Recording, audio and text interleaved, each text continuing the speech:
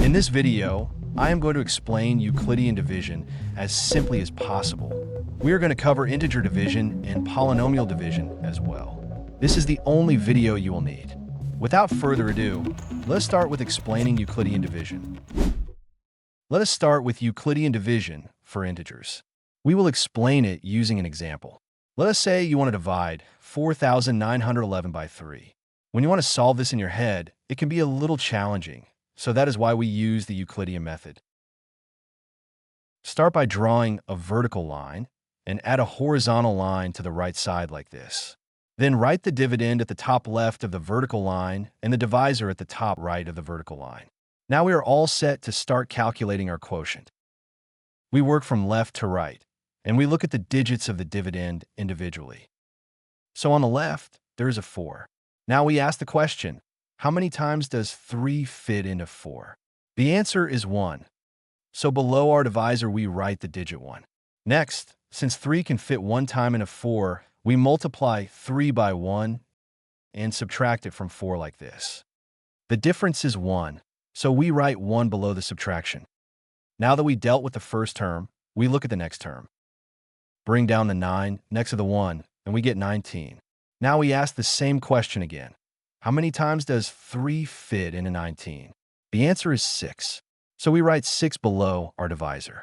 And again, since 3 can fit 6 times into 19, we multiply 3 by 6 and subtract it from 19 like we did earlier.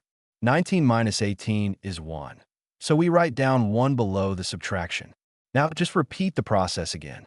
Bring down the 1 next to the 1, and we get 11. How many times does 3 fit into 11? 3 times. So write 3 below our divisor and multiply 3 by 3 and subtract it again from 11. We get a difference of 2. Do it one last time. Bring down the 1, and we get 21. 3 can fit 7 times into 21, so we write down 7 below our divisor. 3 times 7 is 21, and 21 minus 21 is 0. Now we have completed the Euclidean division. 4,911 divided by 3 is 1,637.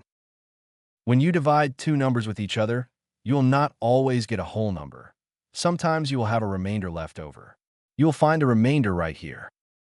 But in our case, the remainder is 0, and 3 times 1,637 will perfectly equal 4,911. This calculation shows us that our dividend is equal to our divisor times our quotient if we have an exact division. And when we have a remainder, then the dividend is equal to our divisor times our quotient plus our remainder. This is very important, so we will put a box around it.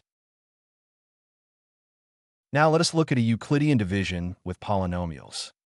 Let's take this example. Our dividend is 2x cubed plus 3x squared plus 4x plus 5, and our divisor is x squared plus 1. Like last time, draw a vertical and horizontal line like this. Write down the dividend at the top left and the divisor at the top right. Here again, we will look from left to right, and we will look at the terms individually. But now what do? How do we know how many times x squared plus 1 can fit into 2x cubed? That is a great question. The trick is that we only look at the leading term of the divisor. In this case, the leading term of the divisor is x squared.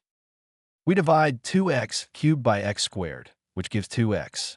This tells us the first term of our quotient. Write this down below our divisor. Now, like before, multiply 2x by our divisor, and we get 2x cubed plus 2x. But wait, how do we subtract 2x cubed plus 2x from 2x cubed?